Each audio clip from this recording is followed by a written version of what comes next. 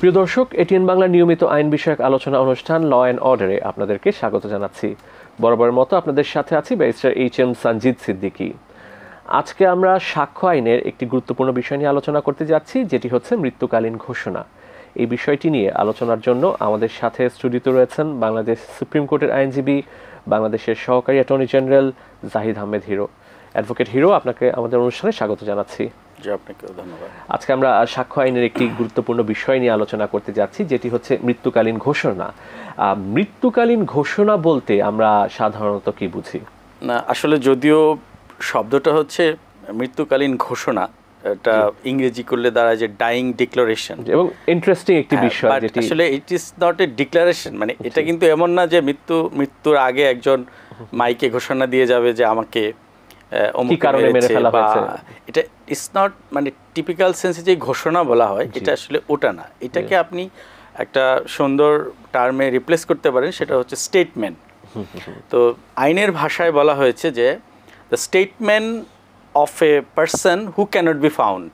জি, এটা হতে পারে সে মারা গিয়েছে, স্টেটমেন্টটা করেই সে মারা গিয়েছে, হতে পারে সে হারিয়ে গিয়েছে, স্টেটমেন্ট করার পর থেকে আর তাকে খুঁজে পাওয়া যাচ্ছে না, এবং হতে পারে সে স্টেটমেন্টটা করা পর্যন্ত মানসিকভাবে এবং শারীরিকভাবে সুস্থ ছিল, কিন্তু এই স্টেটমেন্টটা করার পরপরই সে ফিজিক্যাল অ্যান্ড মেন্টালি ইনক্যাপাবল হয়ে যায়।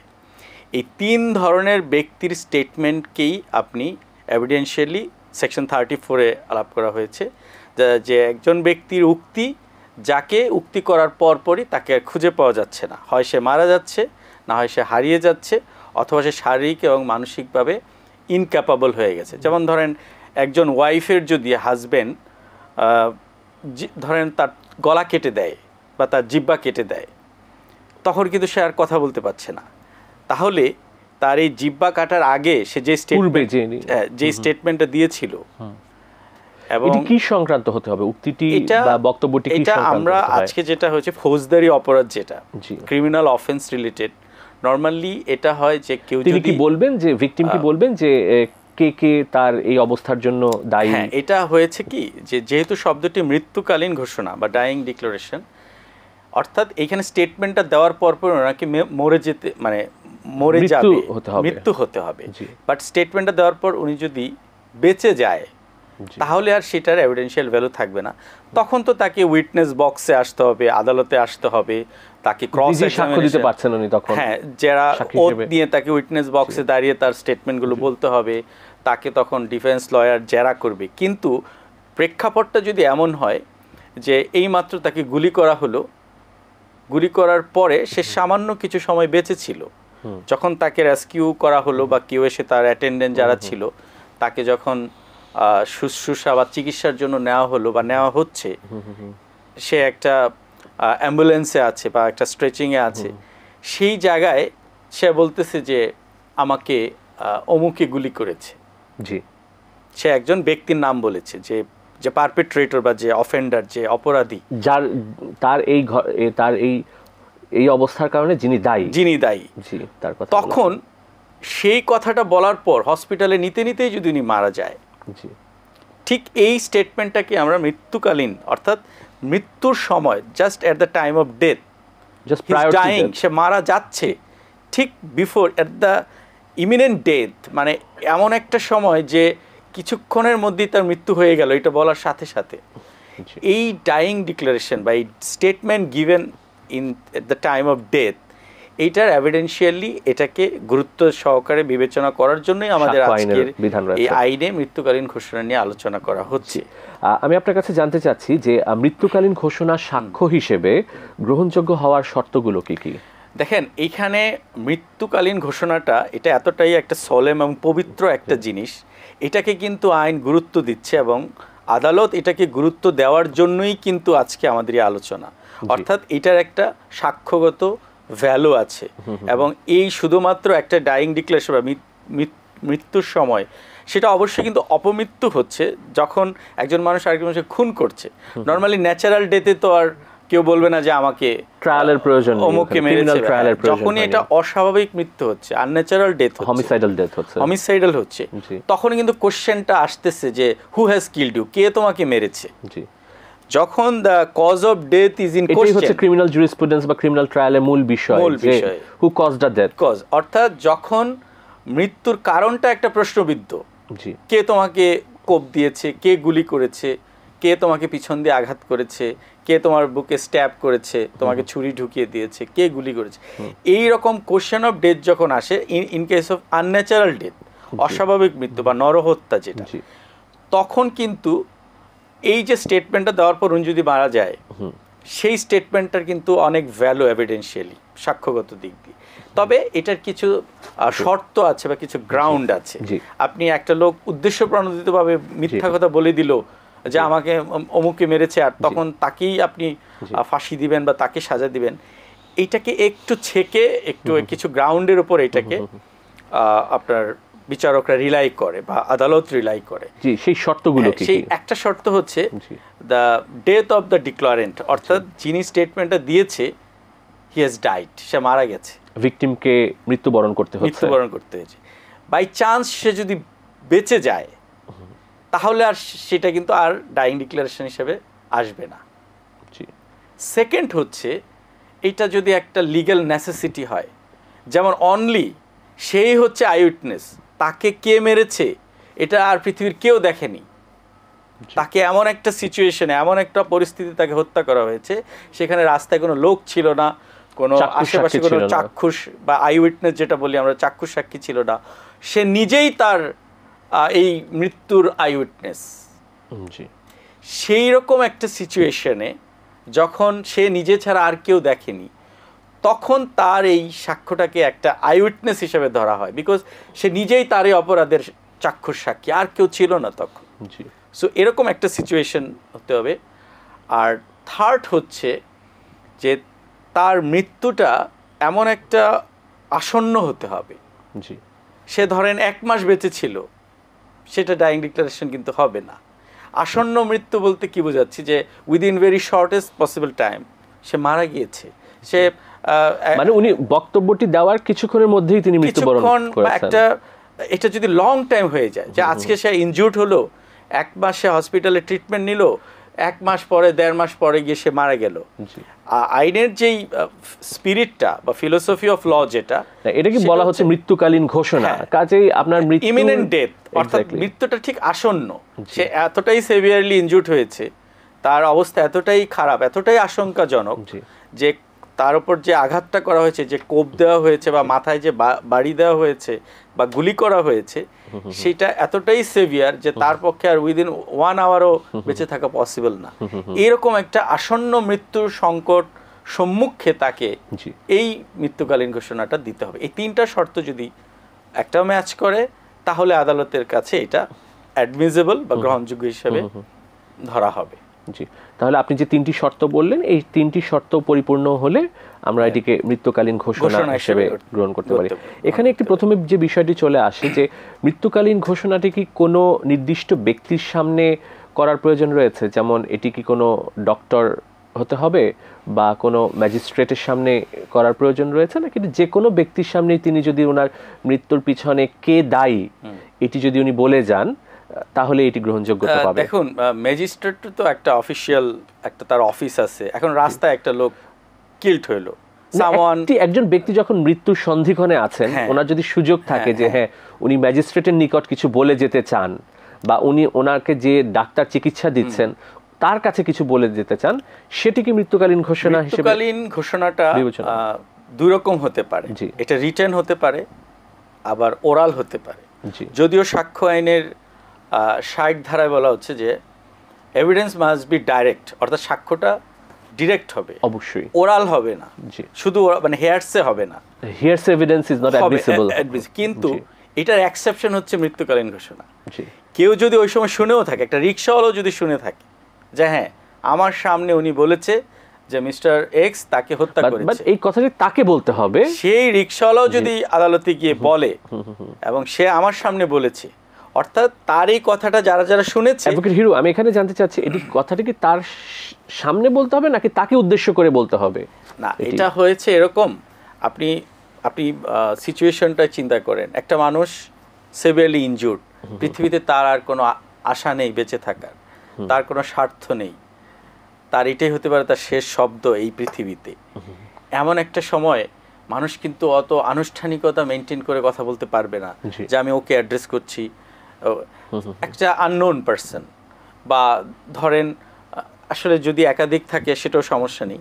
অর্থাৎ যাদের সম্মুখে উনি এই স্টেটমেন্টটা দিয়ে গেছেন তারা যদি কোর্টে বলে যে আমরা শুনেছি, এটা করবোরেট করে, আমার সামনে উনি বলেছেন অমুকের কথা, সেটা অ্যাডমিসেবল হবে। আর যদি কোনো ডাক্তারের সামনে বা নার্সের সামনে বা ম্যাজিস্ট্রেটের সামনে হয়, এটা যদি রিটার্ন ফর্মে হয়, তাহলে যিনি এই লেখাটা রেকর্ড করেছেন তাকে আবার এসে সাক্ষী দিয়ে বলতে হবে হ্যাঁ আমি নিজে ওনার মুখ থেকে শুনে আমি এটা ইন রিটেন রেকর্ড করেছি। আর ম্যাজিস্ট্রেটের সামনে হলে ম্যাজিস্ট্রেট কিন্তু তাকে একটা কোশ্চেন আনসারের পর্যায়ে নিতে পারেন যে আপনাকে কে মেরেছে বলেন, কিভাবে মেরেছে। যদি এটা একটা কোশ্চেন আনসারের ফর্ম হয় বাই অনারেবল ম্যাজিস্ট্রেট, তখন ওনাকেও কিন্তু আবার সাক্ষ্য দিয়ে বলতে হবে যে হ্যাঁ আমি তাকে প্রশ্ন করেছি, সে আমার এই প্রশ্নের উত্তরগুলো দিয়েই মারা গেছে এবং আমি নিজে এগুলো তার কথাগুলো রেকর্ড করেছি। তার it is a solemn and very reliable piece of evidence. জি, যদি ডক্টর বা ম্যাজিস্ট্রেট না হয়ে থাকে তাহলে একটি মৃত্যুকালীন ঘোষণা কিভাবে প্রমাণ করা? প্রমাণ হতে হবে যাদের সামনে বলেছে তাদেরকে আদালতে গিয়ে উইটনেস বক্সে গিয়ে ওথ নিয়ে বলতে হবে যে আমি আমার সামনে উনি এই কথাটা বলেছে। আবার উনি যদি কারো কাছ থেকে শুনে, কার কাছ থেকে শুনেছে সেটাও ওনাকে মেনশন করতে হবে। সোর্স অফ ইনফরমেশনটা সে কোথায় পেল। দেখা গেল ভিকটিমের সাথে যিনি অ্যাটেন্ডেন্ট ছিল, তার ভাই বা তার মা, তাদের কাছে সে বলে গেছে। তখন আবার পরবর্তীতে যারা অ্যাড হলো আসলো, তারা বললো যে ওরা মৃত্যুর আগে আমাকে বলে গেছে মিস্টার অমুক তাকে আমার ছেলেকে মেরেছে বা আমার ভাইকে মেরেছে। তখন যে লোকটার সামনে ওনারা বলবে, তারা আবার ওনাদের রেফারেন্স দিয়ে বলবে যে হ্যাঁ আমি ওইখানে স্পটে গিয়ে শুনেছি ওনার মা এবং ভাই বলেছে যে মৃত্যুর আগে তারা, অর্থাৎ এটা করবোরেটিভ হতে হবে।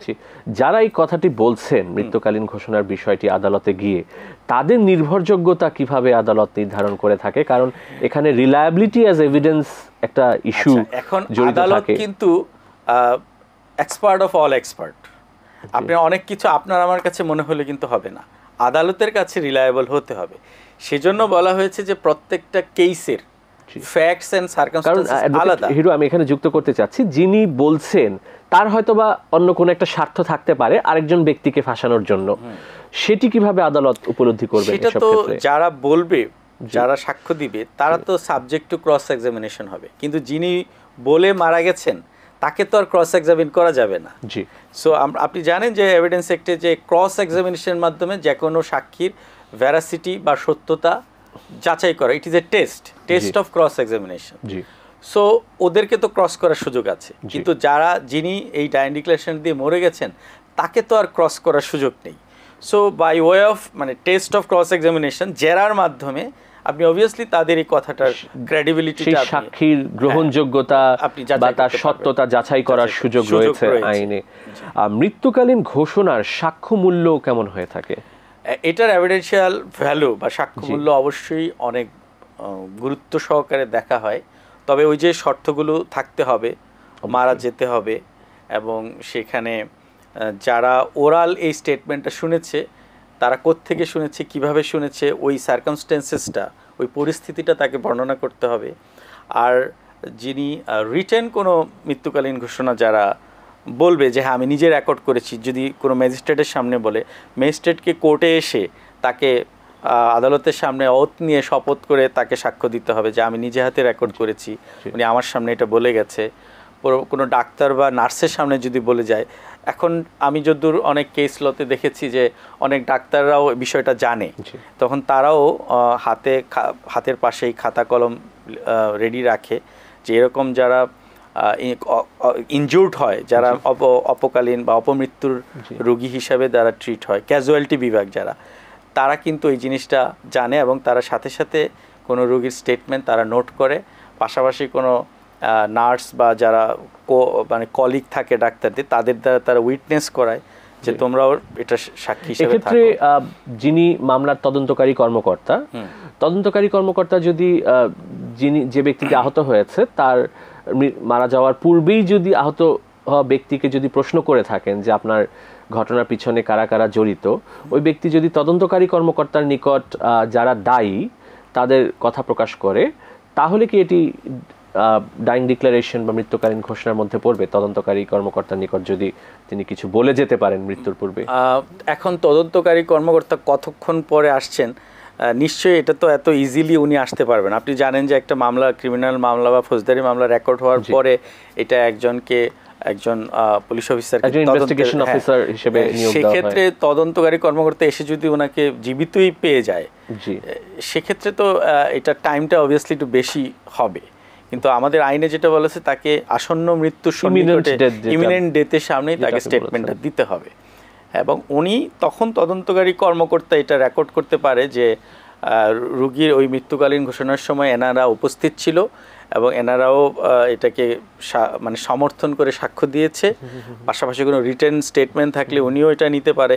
সেখানে ডাক্তার বা নার্সদের স্বাক্ষর থাকলে বা তাদেরকে সাক্ষী হিসাবে যদি ওই রিটেন স্টেটমেন্টে বলা হয়, উনি সমস্ত ডকুমেন্টসগুলো উনি নিয়ে তখন উনি একটা রিপোর্ট জমা দিবে যে এখানে একটা মৃত্যুকালীন ঘোষণা আছে এবং এই মৃত্যুকালীন ঘোষণাটা ওপরে আদালতের বিবেচনায় নিতে পারেন।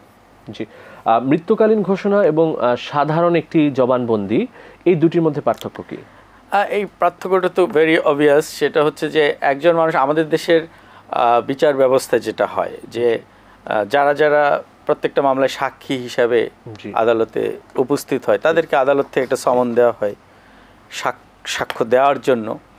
তারা আদালতে যায়, গিয়ে সেখানে একটা কাঠগড়া আছে বা উইটনেস বক্স আছে, সেখানে দাঁড়ায়। সেখানে আদালতের একজন স্টাফ তাদেরকে একটা ওথ পড়ায়। সেই ওথটা পড়ানোর পরে তখন তারা এসে একটা সাক্ষ্য দেয়। এবং সাধারণত উনি বলে থাকে উনি নিজে কি ঘটনা প্রত্যক্ষ করেছে, মানে যাহা বলিব সত্য বলিব, সত্য বই মিথ্যা বলিব না, এক ধরনের একটা ওথ হয়। এখন এই ওথটা নেওয়ার পর উনি একটা জবানবন্দি দেয়, সেটা হচ্ছে ডেপোজিশন বা জবানবন্দি। ওনার জবানবন্দিটা শেষ হওয়ার সাথে সাথেই কিন্তু আসামি পক্ষের বিজ্ঞ আইনজীবী তাকে জেরা করার জন্য প্রস্তুতি হয় এবং জেরা করা শুরু করে। এটা একটা ভেরি ফর্মাল এবং আনুষ্ঠানিক একটা বিচার ব্যবস্থারই একটা অংশ, এইটাকে বলা হয় জবানবন্দি। কিন্তু মৃত্যুকালীন ঘোষণাটা এমন যে রাস্তায় বা উনি মসজিদে যাচ্ছিলেন, এমন সময় ওনাকে গুলি করা হয়েছে, ওনারই একজন ওনার পরিচিত, হয়তো সামাজিক শত্রুতা আছে, ওনাকে গুলি করে চলে গেছেন বা ওনাকে রামদা দিয়ে একটা কোপ দিয়ে চলে গেছে। উনি দেখেছে যে উনি ওনাকে চেনে। ওই সময়টা উনি দেখা গেল আশেপাশে কাউকে বলে যেতে পারলো না, বা একজন আসলো দৌড়িয়ে ওনাকে হেল্প করতে, উনি ওনার কাছে বলে গেল যে আমাকে মিস্টার অমুক কোপ দিয়েছে বা আমাকে মাথায় বাড়ি দিয়ে চলে গেছে। এইটা তো হচ্ছে মৃত্যুকালীন ঘোষণা। সো জবানবন্দিটা অনেকটা আনুষ্ঠানিক, যেটা কোর্টের সামনে যেতে হয়, একটা নির্ধারিত তারিখে যেতে হয়, এখানে ওথ পড়ানো হয়। আর মৃত্যুকালীন ঘোষণাটা তো একটা আনসার্টেন, একটা ক্যাজুয়ালি হতে পারে, এনি টাইম হতে পারে। এটার আনুষ্ঠানিকতাটা ওই জবানবন্দির মতো না। সো এই দুইটা মিলিয়েই হচ্ছে এটার পার্থক্য। এবং মৃত্যুকালীন ঘোষণা নিয়ে আমাদের দেশের উচ্চ আদালতের অনেক ডিসিশন আছে। ইভেন আমাদের পার্শ্ববর্তী দেশ ভারতেরও অনেক কেসে মৃত্যুকালীন ঘোষণাটাকে এটা গুরুত্ব দেওয়া হয় এই কারণে যে ওই সময় মানুষ মিথ্যা বলবে এটা ধারণা করা হয় না, কারণ তার তো আর পৃথিবীতে বেঁচে থাকার কোনো সুযোগ নেই। সো এখানে তার স্বার্থটা আর সেভাবে জড়িত না। আর এরকম একটা মুহূর্ত সে পৃথিবী থেকে বিদায় নিচ্ছে, এমন মুহূর্তে তার মোটিভেটেড চিন্তাভাবনা করা বা কাউকে ফাঁসিয়ে যাওয়া, এরকম চিন্তা করা হয় না, সায়েন্টিফিক্যালিও করা হয় না। কারণ বলা হয়ে থাকে যে একটা মানুষ যতই অপরাধী হোক বা যত খারাপই হোক আর ভালো হোক, মৃত্যুর সময় সে সত্য কথাই বলে যায়। তবে সেটা হবে যে একদম ইমিনেন্ট ডেথ, এবং সে জানে তার আর বেঁচে থাকার কোনো সুযোগ নেই। এরকম পরিস্থিতিগুলো বিবেচনায় আনতে হবে। কিন্তু সে যদি 1 মাস 1.5 মাস বেঁচে গেল, তখন তার টিউটর হওয়ার সুযোগ থাকে। সে তার প্রতিবেশী বা কাউকে সে যদি রাইভাল, তার প্রতিদ্বন্দ্বী মনে করে, তাকে সে মোটিভেটেডভাবে ফাঁসানোর জন্য বলতে পারে। কিন্তু একেবারে আসন্ন মৃত্যু, যেই সময় তার নিজের আর বেঁচে থাকার কোনো সম্ভাবনাই নেই, ওই সময়টাতে মানুষ মিথ্যা বলে, এটা যারা এক্সপার্ট আছেন তারা এটাকে স্বীকার করে না। এবং হিরু, সর্বশেষ আপনার কাছে আজকে জানতে চাচ্ছি যে এই মৃত্যুকালীন ঘোষণার উপর শুধুমাত্র নির্ভর করে আদালত কি কোনো ব্যক্তিকে শাস্তি প্রদান করতে পারবে? শাস্তি, যেটা আপনার দণ্ড বলা হয়, কনভিকশন, এইটা মৃত্যুকালীন ঘোষণার উপর বেস করে হতে পারে। জি, অন্যান্য যদি কোনো সাক্ষ্য প্রমাণ নাও থাকে। হ্যাঁ, যেমন আপনি জানেন যে 164 যেটা মানে কনফেশনাল স্টেটমেন্ট স্বীকারোক্তিমূলক জবানবন্দি। স্বীকারোক্তি অনলি এটার উপর বেস করেও কিন্তু একজনকে সাজা দেয়া যায়, কিন্তু ওইখানে সে হচ্ছে জীবিত, সে নিজেই স্বীকার করছে যে হ্যাঁ আমি এই অপরাধটি করেছি, যদিও আদার কোনো করবোরেটিভ এভিডেন্স নাও থাকে, only on the basis of শুধুমাত্র এই স্বীকারোক্তিমূলক true and voluntary হয়, ভিত্তি করে আদালতের আইনের কিছু বিধান আছে, প্রতিবন্ধ হয়, হ্যাঁ। কিছু লিগ্যাল প্রসিডিওর আছে, এগুলোর অনুযায়ী যদি এটা ঠিক হয় অনলি ওইটার উপর বেস করে কিন্তু একজনকে সাজা দেয়া যায়। সেম স্যাংটিটি বা সেম লেভেলের অফ সোলেম একটা পিস অফ এভিডেন্স মৃত্যুকালীন ঘোষণাকে দেখা হয়। অর্থাৎ শুধুমাত্র ওইটার উপর বেস করেও সাজা হতে পারে, তবে কিছু শর্ত, যেটা জি। তার মৃত্যুটা আসন্ন হতে হবে, জি। এই স্টেটমেন্টটা দেওয়ার পর সে মরে যেতে হবে, অর্থাৎ তার বেঁচে থাকলে এটার আর গুরুত্ব থাকবে না, জি। এবং নিজেই সে এই তার হত্যাকাণ্ডের আইউইটনেস, জি। হ্যাঁ, আর হচ্ছে যে তার এই মৃত্যুটা এতটাই ইমিনেন্ট যে সে আসলে আর কাউকে ডিটেলস বলে যাওয়ার সুযোগ পাচ্ছে না, জি। এরকম সিচুয়েশনগুলোতে এবং তার এই মৃত্যুদণ্ডর যে মৃত্যুকালীন ঘোষণা, এটার উপর ভিত্তি করেই একজন অপরাধীকে সাজা দেয়। তবে এখানে আদালত খুব সতর্ক এবং সাবধানী একটা মনোভাব অবস্থান গ্রহণ থাকতে হবে। করেন। জি। আর বলা হয়েছে এটা it is absolutely up to the court, কারণ এটা আদালত বিচার করবে এই মৃত্যুকালীন ঘোষণাটা কতটা রিলায়েবল, কতটা বিশ্বাসযোগ্য। এটা প্রসিকিউশনের আইনজীবী বা ডিফেন্সের আইনজীবীর কাছে মনে হলে হবে না, কারণ আদালতই হচ্ছে সকল এক্সপার্টের এক্সপার্ট, এবং এই জন্য আদালত আবার এটাকে কিভাবে মূল্যায়ন করবে বা কনসিডারেশনে আনবে বা বিবেচনায় আনবে, সেটা আবার বেস করবে যে প্রত্যেকটা কেসের ফ্যাক্টস অ্যান্ড সার্কামস্টান্সেস আলাদা, কোন ঘটনায় কি প্রেক্ষিতে ওনার জবানবন্দিটা দিয়েছে, কার কাছে দিয়েছে, সেটা কে শুনেছে, অর্থাৎ প্রত্যেকটা কেসের নির্ধারিত বা ভিন্ন ভিন্ন যেই ঘটনা এবং ফ্যাক্টস থাকে, সার্কামস্টান্সেস থাকে, পরিস্থিতি থাকে, সেটা আদালত সামগ্রিকভাবে বিবেচনায় নিয়ে দেন ওনার কাছে যদি এটা রিলায়েবল মনে হয়, উনি ওটার উপর বেস করে সাজা দিতে পারে। অ্যাডভোকেট জাহিদ আহমেদ হিরু, আপনাকে অনেক ধন্যবাদ স্টুডিওতে এসে আমাদেরকে সময় দেওয়ার জন্য। আপনাকেও অনেক ধন্যবাদ। প্রিয় দর্শক, আমরা অনুষ্ঠানের শেষ পর্যায়ে চলে এসেছি। আপনাদের মূল্যবান মতামত বা পরামর্শ আমাদের কাছে চিঠি লিখে জানাতে পারেন এই ঠিকানায়। পরিচালক, law and order, ATN Bangla, ওয়াসা ভবন, 2য় তলা, 98 কাজী নজরুল ইসলাম অ্যাভিনিউ, কারওয়ান বাজার, ঢাকা 1215। তাছাড়াও আমাদের কাছে ইমেইল করতে পারেন l.orderatn@gmail.com। আগামী পর্বে আইনের নতুন কোনো বিষয় নিয়ে নতুন কোনো অতিথির সাথে আপনাদের সামনে উপস্থিত হচ্ছি। সে পর্যন্ত ভালো থাকুন। খোদা হাফেজ।